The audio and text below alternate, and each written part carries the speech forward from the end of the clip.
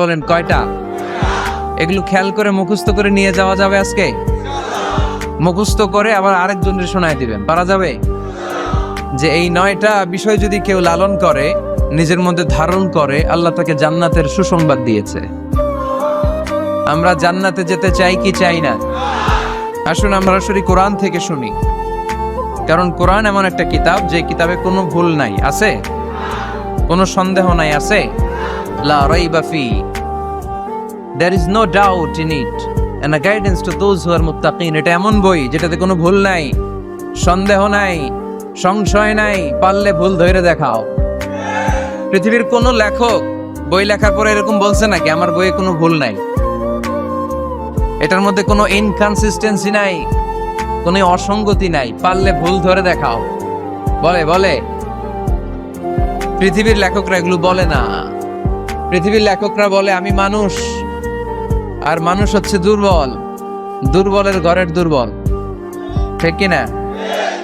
So আমার এই দুর্বলতার কারণে, জ্ঞানের দুর্বলতা, চিন্তার দুর্বলতা, এগুলোর কারণে আমার বইতে ভুল টুল হয়ে যেতে পারে। পারলে আমাকে সংশোধন করে দিবেন, পরবর্তী সংস্করণে আমি ঠিক করে নিব, এরকম বলে না? সব লেখকরা বইয়ের পেছনে এটা বলে দেয়, কিন্তু এই বইটা ভিন্ন। কারণ এই বইটা দুনিয়ার কোনো লেখকের লেখা বই নয়। এই বইটা পাঠিয়েছে কে? আল্লাহ। এজন্য এই বইতে কোনো ভুল নাই, কোনো সন্দেহ নাই, কোনো সংশয় নাই। এই বইটা আলোর পথ দেখায়। এই বইটা পড়লে একজন মানুষ মানুষের মতো মানুষ হয়। কোরআন এসেছে আমাদেরকে মানুষের মতো মানুষ বানাতে। কি বানাতে? মানুষ। বাড়ছে জনসংখ্যা, কমছে মানুষ। বাড়ছে কি কমছে কি? তার মানে খালি চোখে যা দেখা যায় এগুলো সব মানুষ না, এগুলো কি? জনসংখ্যা। মানুষের সংখ্যা বড্ড কম। মানুষ বানানোর জন্য এসেছে কোরআন। গরুর পেট থেকে বেরোলে ওটা গরু হয়ে যায়, ছাগলের পেট থেকে বেরোলে ওটা ছাগল হয়ে যায়, মুরগির পেট থেকে বেরোলেই ওটা মুরগি হয়ে যায়। কিন্তু মানুষের পেট থেকে বেরোলেই ওটা মানুষ হয় না, ওটার মানুষ বানাইতে হয়। ওটারে মানুষের মতো মানুষ করে গড়ে তুলতে হয়। আবার দেখবেন গরুকে কেউ কোনোদিন বলে না তুই গরুর মতো গরু হ, বলে? ছাগলকে কেউ কোনোদিন বলছে তুই ছাগলের মতো ছাগল হ? কিন্তু মানুষকে বলে তুমি মানুষের মতো মানুষ হ। মানুষের মতো মানুষ হওয়া বড্ড জটিল, এখানেই ধরা খেয়ে যায় অনেকেই। এই কোরআন এসেছে আমাদেরকে মানুষের মতো মানুষ বানাতে, আলোকিত মানুষ বানাতে, ঠিক কিনা? এই দুনিয়া এখন তো সেই দুনিয়া নাই, মানুষ নামের মানুষ আছে, দুনিয়া বোঝাই, সেই মানুষের ভিড়ে আমার আসল মানুষ নাই, ঠিক কিনা? আসল মানুষের বড় অভাব। আমরা যদি আমাদের ছেলে মেয়েদেরকে এই কোরআনটা শিখাই, এই কোরআনের আলোকে যদি তাদেরকে আলোকিত করি, তারা মানুষের মতো মানুষ হবে। কিসের মতো মানুষ? তাহলে এই কথাটা খেয়াল রাখবেন, মুখস্থ রাখবেন, সাথে করে বাড়িতে নিয়ে যাবেন এবং সবাইকে বলবেন যে কোরআন পড়লে মানুষের মতো মানুষ হওয়া যায়, ঠিক কিনা? এই কোরআন যারা পড়ে, কোরআন যারা বুঝে, কোরআন যারা মানে, কোরআনের শিক্ষা যারা অন্তরে লালন করে, তারা কখনো মিথ্যা বলে না, এরা চুরি করে না, এরা কখনো টেন্ডারবাজি করে না, এরা কোনোদিন চাঁদাবাজি করে না, এরা কখনো সিগনেচার দিয়ে দেশের টাকা বিদেশে পাঠায় না, এরা কোনোদিন 43 লক্ষ টাকা দিয়ে পর্দা কিনে না, ঠিক কিনা? কিনে এরা ক্যাসিনোর ব্যবসা করে, এরা জুয়া খেলে, চাঁদাবাজি করে। কোরআন পড়লে সে মানুষের মতো মানুষ হয়, আলোকিত মানুষ হয়। এজন্য কোরআনকে যেন আমরা বন্ধু বানাই, কোরআনকে যেন আমরা সঙ্গী বানাই, কোরআনকে যেন আমরা সাথী বানাই। কারণ কোরআন আমাদেরকে সঠিক জীবন দর্শন শিক্ষা দেয়, সঠিক লাইফস্টাইল শিক্ষা দেয়, সঠিক দৃষ্টিভঙ্গি শিক্ষা দেয়। দৃষ্টিভঙ্গিটা খুব জরুরি, ভিউ পয়েন্টস। এজন্য বলা হয় দৃষ্টিভঙ্গি বদলান, জীবন বদলে যাবে, তাই না? দৃষ্টিভঙ্গির পরিবর্তনটা অনেক বড় বিষয়। একই জিনিস থেকে, একই জিনিস, the same thing, someone take the positive news and some other they take the negative issue। একই জিনিস কেউ দেখে পজিটিভ, কেউ দেখে নেগেটিভ। একটা বোতলের মধ্যে যদি অর্ধেক পানি থাকে, একজন বলবে, আমি যদি বলি এখানে কি দেখতে পাচ্ছেন, একজন বলবে আমি দেখতে পাচ্ছি এই বোতলের অর্ধেক খালি, অর্ধেক, উনি খালিটা দেখছে। আবার আরেকজন বলবে আমি দেখতে পেয়েছি এটার বোতলের অর্ধেক পানি ভর্তি। দুইজনেরটাই ঠিক, তাই না? একজন দেখেছে পজিটিভলি, আরেকজন দেখেছে নেগেটিভলি। যে সবসময় নেগেটিভ চিন্তা করে ও খালিটা দেখছে, বোতলের অর্ধেক খালি, ও খালিটা দেখছে, নিচেটা খেয়াল করে নাই। আর যে অলওয়েজ পজিটিভ, ও নিচে যে পানি আছে ওইটা দেখছে। আমরা পজিটিভলি চিন্তা করব, come back positive, not go back to negative. নেগেটিভের দিকে যেও না, পজিটিভের দিকে আসো। আল্লাহর হাবিব সাল্লাল্লাহু আলাইহি ওয়াসাল্লাম সব সময় অলওয়েজ হি ওয়াজ positive, very positive, optimistic, pessimistic ছিলেন না। যে কোনো পরিস্থিতিতে তিনি পজিটিভ দিকগুলো খেয়াল করতেন। কখনো আল্লাহর হাবিব সাল্লাল্লাহু আলাইহি ওয়াসাল্লাম নেগেটিভ জিনিসের দিকে খেয়াল করতেন না। আল্লাহর হাবিব সাল্লাল্লাহু আলাইহি ওয়াসাল্লাম একটা লাশকে দেখে তিনি দাঁড়িয়ে গেলেন। সাহাবারা বলল, ইয়া রাসূলুল্লাহ, ইন্নাহু ইয়াহুদি, এটা ইহুদির লাশ। কার লাশ? ইহুদির লাশ। আপনি দাঁড়ালেন যে? আল্লাহর হাবিব সাল্লাল্লাহু আলাইহি ওয়াসাল্লাম বললেন, আওয়ালাইসাত নাফসান, এটা কি মানুষ না? এটা হোক না ইহুদি, হোক না নাস্তিক আর আস্তিক, আমি তো মানুষ কনসিডার করে দাঁড়িয়েছি। তার মানে আল্লাহর হাবিব সাল্লাল্লাহু আলাইহি ওয়াসাল্লাম কনসিডার করেন না এটা মুসলমান না খ্রিস্টান, এটা আস্তিক না নাস্তিক, এটা বৌদ্ধ না নাসারা, না, এগুলো দেখেননি। আল্লাহর হাবিব দেখেছেন সে মানুষ। ওয়ালাকাদ কাররামনা বানি আদম, আল্লাহ বলেননি ওয়ালাকাদ কাররামনাল মুসলিমিন, ওয়ালাকাদ কাররামনাল মুত্তাকিন, ওয়ালাকাদ কাররামনাল মুসাল্লিন। আল্লাহ বলেন না আমি মুসল্লিদেরকে সম্মানিত করেছি। আল্লাহ বলেননি আমি মুমিনদেরকে সম্মানিত করেছি। আল্লাহ বলেননি আমি মুত্তাকিদেরকে সম্মানিত করেছি। আল্লাহ বলেছেন আমি মানুষকে সম্মানিত করছি। আল্লাহর হাবিব সাল্লাল্লাহু আলাইহি ওয়াসাল্লাম এটাকে মানুষ হিসেবে কনসিডার করে দাঁড়িয়ে গিয়েছেন। আওয়াজ করে পড়েন আল্লাহু আকবার। এজন্য আমরা যেন মানুষকে আগে মানুষ হিসেবে দেখি। আমরা দেখার পরেই ভাগ করে ফেলি, ভাই আপনি কোন পীরের মুরিদ, ভাই আপনি কোন দল করেন, ভাই আপনি কোন পার্টির লোক। সে যে মানুষ, সে যে আমার ভাই, তার আসল পরিচয় যে সে মুসলমান। আমাদের সবার পরিচয় যে মুসলমান, এটা আমরা ভুলে যাই। আমরা ভাগ করি, পিস পিস করি। এই বেয়াদবগুলোরে আল্লাহ পিস পিস করে ফেলবে। তুমি ভাগ করতে আসছো দুনিয়াতে, আল্লাহর হাবিব আসছে মিশাইতে, মিলিয়ে দিতে এসেছেন তিনি। সহিহ বুখারীতে হাদিসের চ্যাপ্টারে একটা চ্যাপ্টার আছে, ইযহাবু বিনা নুসলিহ বাইনাহুম, আমাকে নিয়ে চলো আমি মিলায়া দিব। চ্যাপ্টারের নাম ইযহাবু বিনা, আমাকে নিয়ে চলো না আমি ওদের মধ্যে মিলায়া দিব। আল্লাহর হাবিব সাল্লাল্লাহু আলাইহি ওয়াসাল্লাম ঝগড়া দেখলেই এই কথাটা শোনায় দিতেন, আরে আমি আছি তো, আমাকে নিয়ে চলো, আমি মিলায়া দেব। আমরা মিলায় দেই না আরো লাগায় দেই?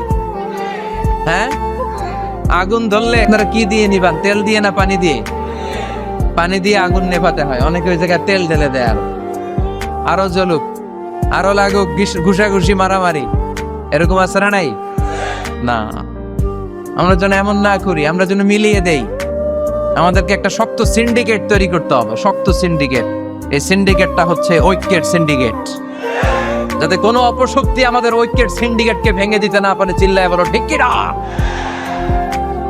ঐক্যের শক্ত সিন্ডিকেট দরকার, যেটা কোনো অপশক্তি এটাকে বানচাল যেন করতে না পারে, এটাকে যেন নস্যাৎ করতে না পারে, এটাকে যেন দুর্বল করে দিতে না পারে।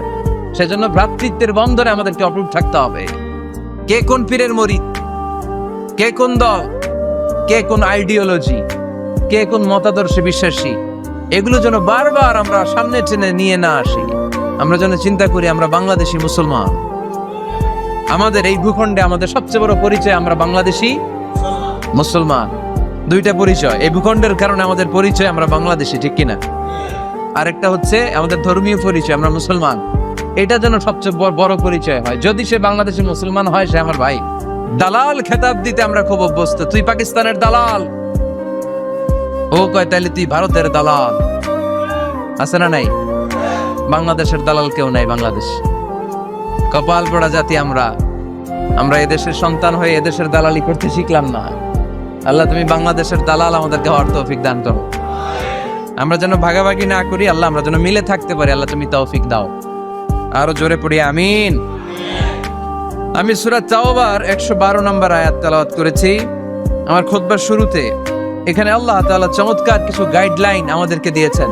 সূরাতুত তাওবার 112 নম্বর আয়াতে আল্লাহ তাআলা আমাদেরকে কিছু গাইডলাইন দিয়েছেন। 9টা গাইডলাইন। কয়টা? সবাই বলেন কয়টা? এগুলো খেয়াল করে মুখস্থ করে নিয়ে যাওয়া যাবে আজকে?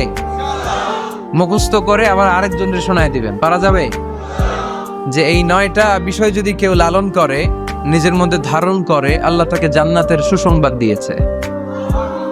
আমরা জান্নাতে যেতে চাই কি চাই না? বাল্লিগু আন্নি ওয়ালাউ আয়া, একটি আয়াত হলেও আল্লাহর হাবিব বললেন পৌঁছে দাও। আমাদের ধর্মের এই মিশনারি ওয়ার্কটা, এটা সবার দায়িত্ব। মিশনারি ওয়ার্ক, দাওয়াতি অ্যাক্টিভিটি, এটা শুধু মিজানুর রহমান আজহারির দায়িত্ব না। উনি এসে এসে শুধু দাওয়াত দিবে না, এটা সবার দায়িত্ব। আমি যদি বেশি জানি তো বেশি শোনাবো, আপনি কম জানলে কম শোনাবেন। আপনি যদি শুধু জানেন লা ইলাহা ইল্লাল্লাহ মুহাম্মাদুর রাসূলুল্লাহ, আপনি তাহলে অতটুকুর দাওয়াত দিবেন।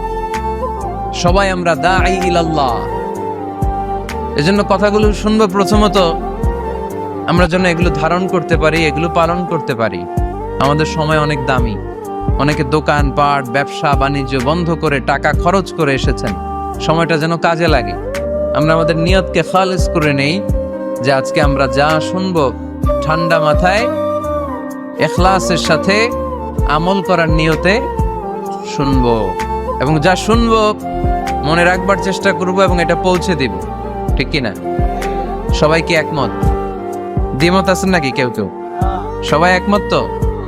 আসুন আমরা সরাসরি কোরআন থেকে তাফসীর শুনি। এই আয়াতটিতে আল্লাহ তাআলা মুমিনদের 9টি গুণের কথা বলেছেন। আমরা একে একে ধারাবাহিক ভাবে গ্রাজুয়ালি 9টি গুণের কথা শুনবো। প্রথম যেই গুণের কথা আল্লাহ তাআলা বলেছেন, আল্লাহ তাআলা উল্লেখ করছেন মুমিনদের প্রথম বৈশিষ্ট্য হচ্ছে আত্তাইবুনা। আমার সাথে সাথে সবাই পড়েন আত্তাইবুনা। সবাই পড়েন নাই, সবাই পড়েন আত্তাইবুনা।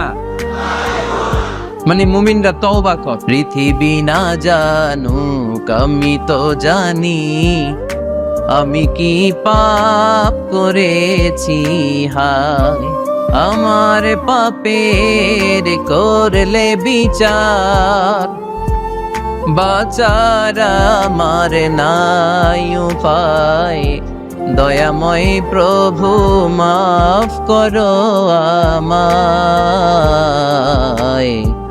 মাফ করো আমায়। পড়েন আমিন। পৃথিবীর কেউ না জানলেও প্রত্যেকের পাপের হিসাব প্রত্যেকের কাছে আছে না নাই? এজন্য আল্লাহর হাবিব বললেন কুল্লুকুম খাত্তাউন, তোমরা সবাই পাপী, শুধু পাপী না, পাপীর ঘরের পাপী। ওয়া খায়রুল খাত্তাইনা আত-তাওয়াবুন, আর এই পাপীদের মধ্যে সবচাইতে ভালো পাপী যেই পাপী পাপ করার পরপরই তওবা করে।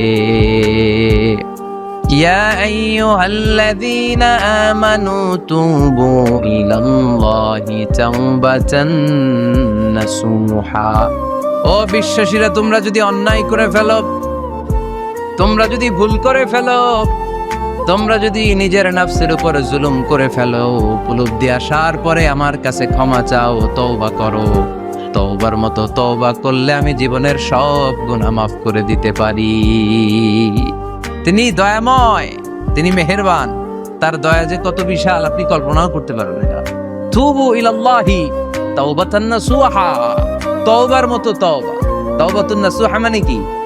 তওবার মতন তওবা, এমন তওবা যে তওবাতে আল্লাহ আপনারে মাফ করবেই, যেই তওবার মধ্যে জড়িত আছে আবেগ, যেই তওবাতে জড়িত আছে চোখের পানির স্পর্শ।